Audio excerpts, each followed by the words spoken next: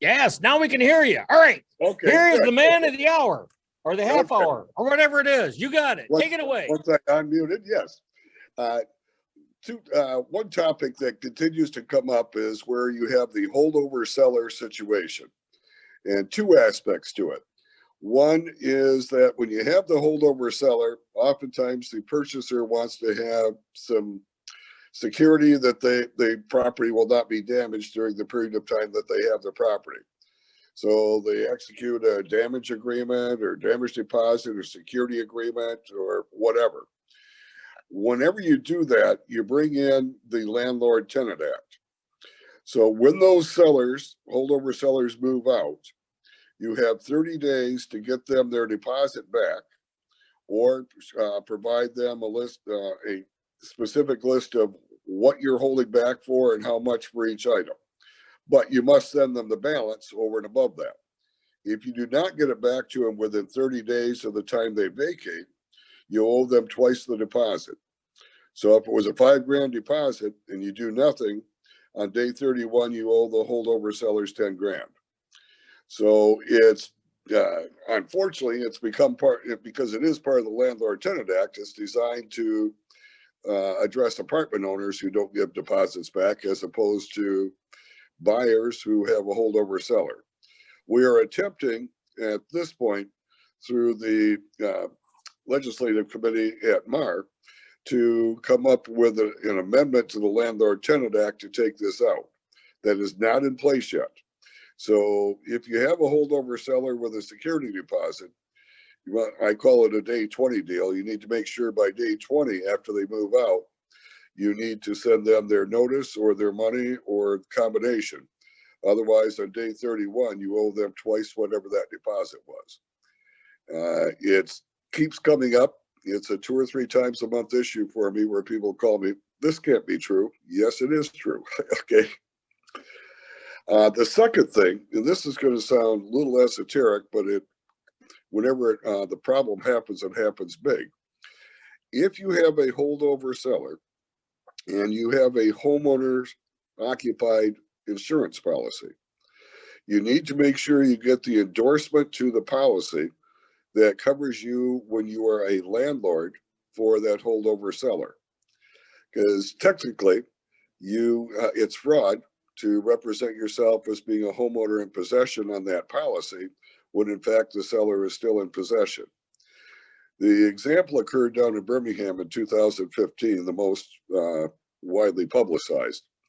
The sellers moved out of the house in Bloomfield Village to Florida. Their 43-year-old son stayed to have a going away party. The house burned to the ground.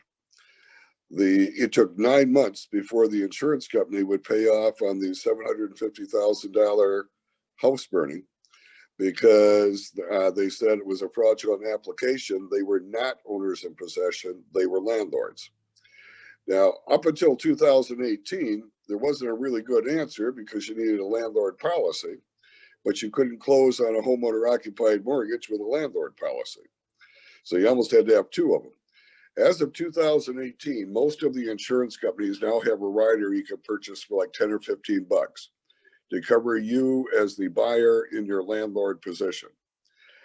So it's very important that you make sure, if you're the buyer with a holdover seller, that you have the correct insurance policy and endorsement to it to cover you in your position as landlord.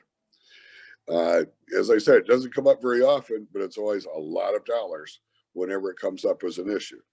But it is technically fraud to not to get the landlord policy from or the landlord rider from the insurance company. Any questions on either of those topics? Because these are my most frequent phone calls right now. Not title, but possession afterwards. Okay, folks, don't be shy. Just unmute yourself and jump in here somewhere. That's it, John. Scratch your head. It'll come to me. It'll come to me. Everybody's good with that? Nobody's got any questions? All right, Phil, you're still up, buddy. Okay. One of the big things that has happened is in regard to manufactured homes and the affidavits of a fixture. As you know, one of the biggest problems has been is that if it's been on the property for a while and it's being treated as, and you want to treat it as real estate, you have to have the affidavit of a fixture.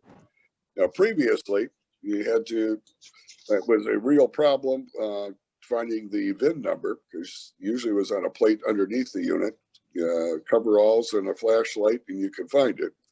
At least the manufacturers now typically are putting them up by where the table is. There'll be a plate on the wall that has the VIN number.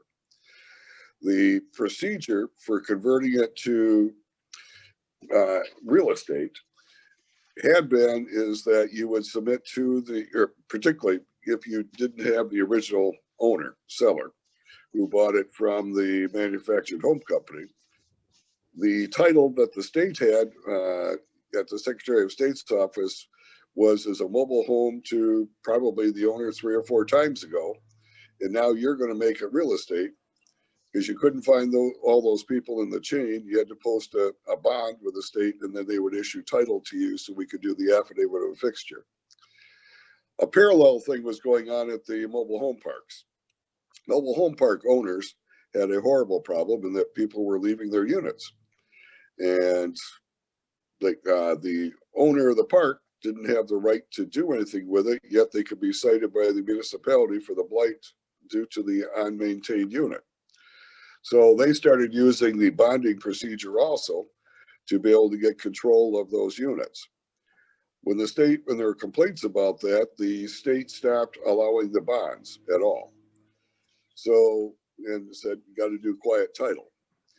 So what we have done is to amend the manufactured home statute, basically, and that if it has been there for 15 years or more, then you can do an affidavit that says it's been there 15 years or more and attach it to the affidavit of a fixture. So that will be the proof that you now have real estate to sell rather than a quote unquote mobile home sitting on a piece of real estate. It's a greatly simplified procedure, but it's kind of funny because we originally proposed it as 10 years. The banks and the credit unions wanted 20 years. So you know exactly what we ended up with, 15 years, as to make everybody happy. But if you have a manufactured home situation and has been there on that property for 15 years or more, and you want to treat it as real estate, it's relatively easy right now. So just to file away that that's a relatively easy sale procedure now. Did I lose you? Nope, you didn't lose it. No. Dude, we're sitting on the edge of our seat. Okay. Anyhow, so if it's under 15 years old, okay, typically the VIN number is easily findable, and the people have been relatively recent, so you can contact them if the title to the manufactured home is not held by your sellers, but by their sellers or something. You can go back and get the assignments that are necessary to do the transfer of the mobile unit or the VIN through the VIN number, and then your current sellers can convert it via the affidavit of a fixture to real estate. So it's a relatively simplified procedure, but if it's under 15 years old, you still have some time delays to be able to get that assignment from the state of the VIN over to the current sellers if they don't already have it. But if it's over 15 years old, you can do it pretty quick. When this question was, when does this come into effect? It's effective June 15th, as I believe the effective date. Yeah, and I actually had one of these issues right during COVID, which even made it so much sweeter to go through since the courts were shut down. We had to do it via Zoom and then get appointments at Secretary of State. Oh my land, my goodness. I know last time, Phil, you talked a little bit about escalation clauses in occupancy and such. And we're fortunate that we actually have clauses that are part of the brokerage. But again, as an agent where occupancy is going out to 30 and 60 days now, which it seems far too more common than they ever used to be. Are there any safeguards that we should recommend to our seller and or our buyer as an agent? As a seller, obviously your old insurance policy no longer is in effect because you're not the owner. So you need basically an apartment policy for all practical purposes to cover all your personalties still in the house. If you are the buyer or the landlord, so to speak, you need to make sure you have the landlord policy so that the structure itself is covered during that period of time that the seller is your tenant. It's hopefully the insurance agent will be on top of it. I know I used to be part owner of a casualty company, and that was starting in 2010. We started asking the question, is there a holdover seller? And then there were only a couple companies that would issue the rider that would give you coverage. So we had to put the insurance coverage with them initially. But now most of the companies have that landlord rider as long as you request it. Awesome. Looking at this year's business over last year's business, do you have any idea where we're at as far as orders being placed? Are we on top? Are we ahead of the game, behind the game? Because again, we're historic inventory lows. So, well, the order count has gone down. There's no doubt about that. The prices have it. I mean, I thought the best one broker summarized it, I thought, as well as I've heard it summarized, is that with the rise in the interest rates, we no longer have 20 people bidding for each house. We only have 10. So the demand is definitely still there, just that there's still not much product. And frankly, I don't see, people keep talking about when the foreclosures occur and the forbearances end, that we'll start having properties back on the market. I don't see that because Fannie Mae and Freddie Mac got a little smarter this time. The almost 20% rise in value last year made almost every loan not underwater anymore, so that they have a loan to value.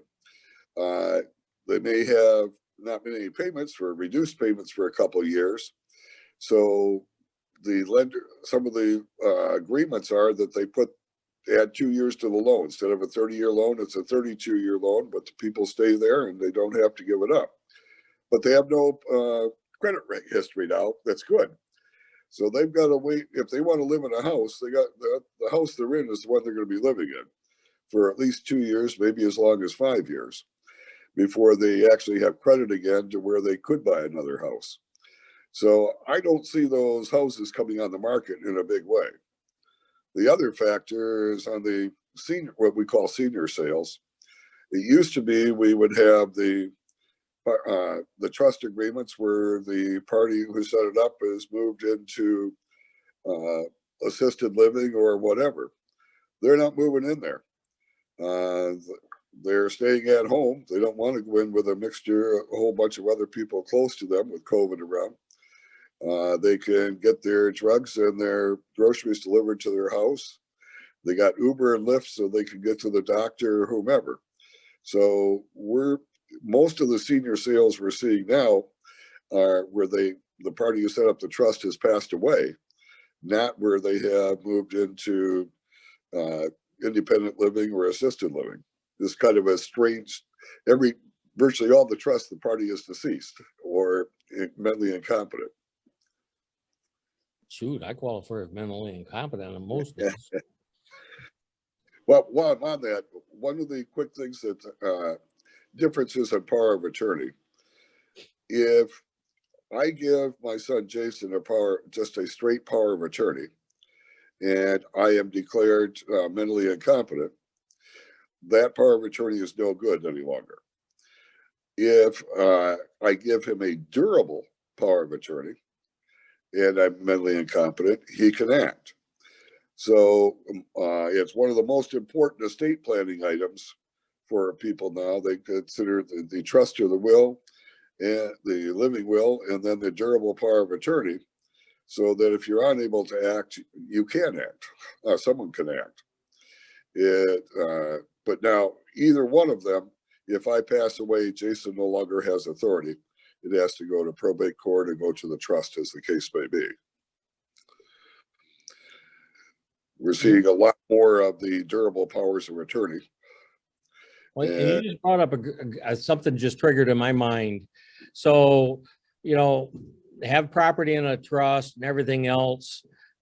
Is it essential that the trust establish a some type of a financial account so that when the home is sold, that it's the trust that receives the funds versus it going to whoever it is that holds the trust?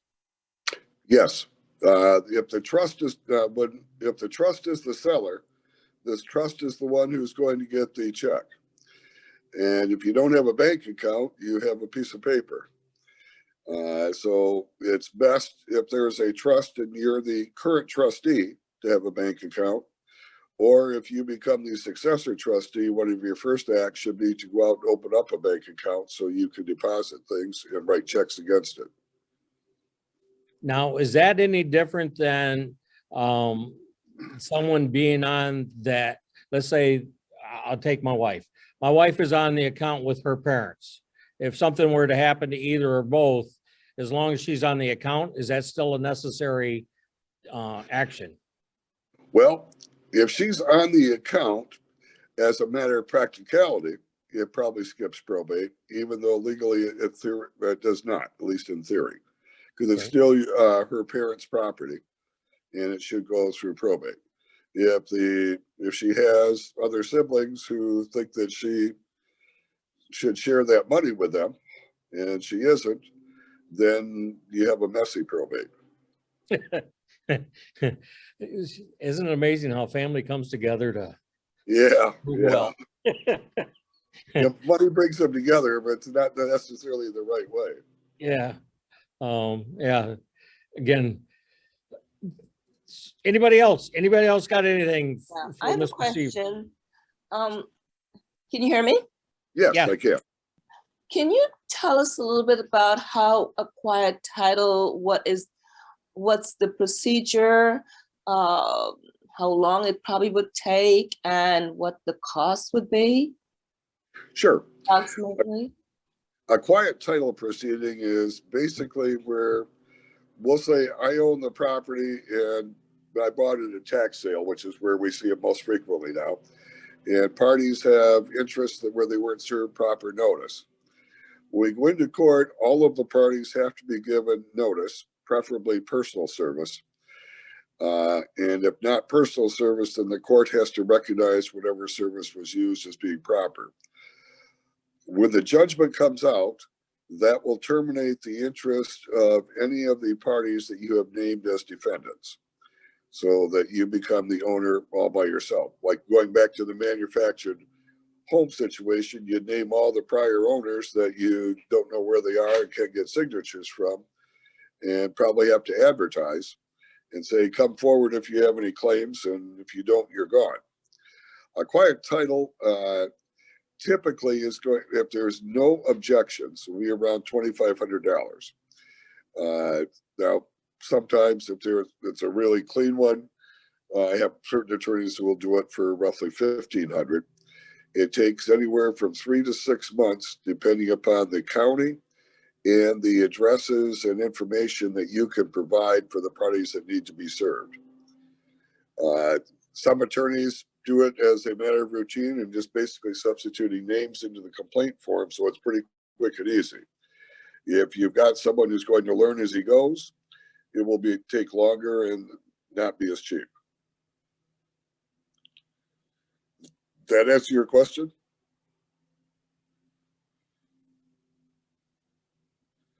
So like you're saying, if you acquire the property through the land bank, like for example, Detroit land bank, the title companies are saying you need to have a FOIA report. Yep. And then that tells you who all the owners were, the previous owners were. Now, can you approach an owner if the name, like the name and, or it's a business, can you talk to them? Would they help? You think they would help you? Oh, certainly. And give them $500 for a deed. It's cheaper than doing a quiet title. Oh, so you have to like pay them off. No, you don't have to, but you never offer, well, put this way, my statements to them about if they want more than 500, then I have to 1099 you because it's more than $600 or more. I'll give you 500 right here now with it for a signature and no 1099. Okay. I'm usually successful in getting it for 500 bucks. Okay. I have another question on that. What if there's a federal lien from a previous owner? Would the person that has the quick claim that the city gave them, would they be responsible for that? Or is that an easy release from the federal government? Depends on the county. If it's Wayne County has yet to serve the IRS properly in order to get rid of the lien. Oakland County and Macomb and Genesee serve the IRS properly. Mm-hmm. You have to serve them with a copy of the lien or identify the lien number. Wayne County just tells them that this individual we're foreclosing taxes on and doesn't give them the information that's required under the federal statute. So if it's Wayne County, that's going to stretch out your quiet title because you have to serve the feds and they have to sign off. So that should be it will be more, is that like an extra cost for them to remove that, or that's included in the $2,500? Usually it's included, but it's going to add quite a bit of time. The feds don't move real quick. Wow. But the other counties, as I mentioned, properly serve the IRS. So we look to see whether or not the service that was given included a copy of the lien or at least the lien number so that they are served according to the federal statute. So you would recommend getting an attorney that knows exactly what he's doing and not a rookie? Yep. Now, one of the things we had going for us in Wayne County for a while is a judge by the name of Robert Colombo was assigned all of the quiet title cases. And he was very, very knowledgeable because that's all he did. He unfortunately retired. And now we have a catch as catch can. And so each judge has to be educated as you go. Okay. Okay. Bill, there's some questions in the chat. Right. Go ahead. One was talking about when did this come into effect? I assume that has to do with quiet title, and someone asking about the difference between quiet title and a quit claim. A quit claim is where the party voluntarily gives up their interest in the property. Might be for 500 bucks, might be just to get them out of the picture. The quiet title requires you to go to court and name them in the action. And if they don't appear, then their interest is gone as opposed to voluntarily giving it up.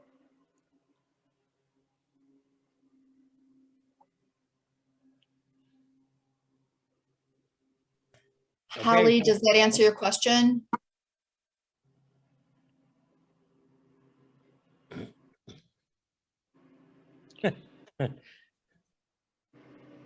Shy. You said yes. Yeah. Good. All right, folks. Anybody else got a hot one? Come on. Yeah.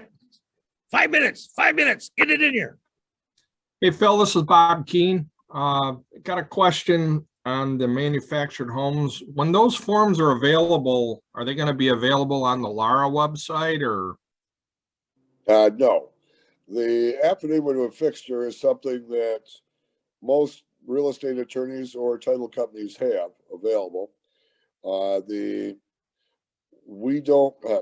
We'll assist in preparing them with the attorney, because many times the attorney doesn't know what we're talking about. And sometimes I have to talk to an attorney to attorney, but usually it can go pretty quickly on that. And that's effective June 15th. Is that when that's coming into play? That's the effective date. I sent out a copy of the act to Cheryl so she can forward it to any of you that have the whole. I will forward it to Bob. You can send it to everybody. I think it says June 13th. I'm not sure if Bob Keene is talking about the affidavit of fixture. Is there a separate affidavit for the length of the time that the Yeah, that's what I'm asking about. The affidavit for for the length of time that the home has been on the property. You can probably incorporate them into one.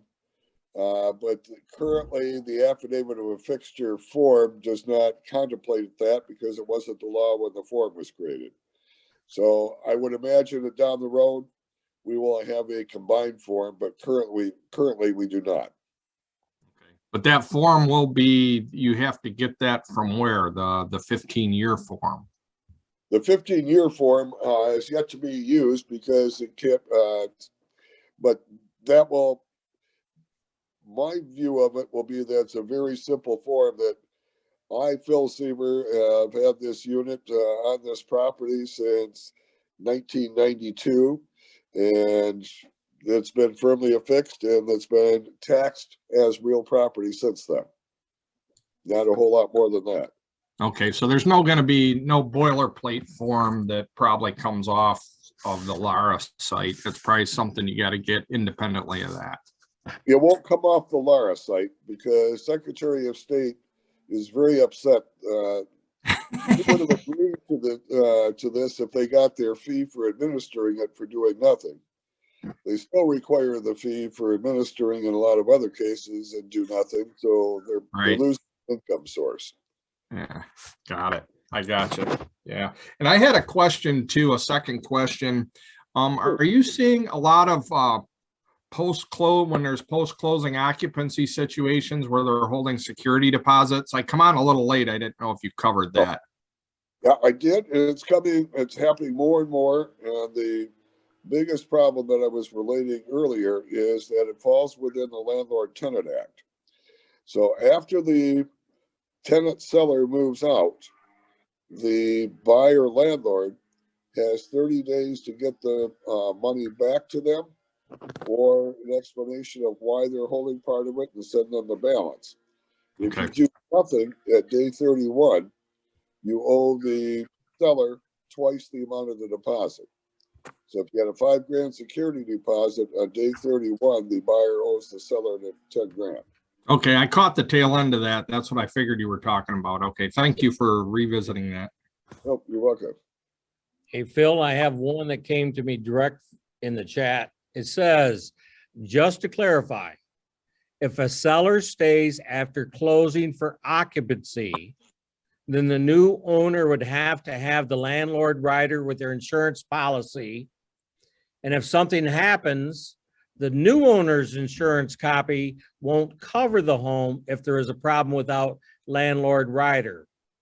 Potentially will not cover because it was fraud in the application, because you were landlord and represented yourself to be a homeowner occupant.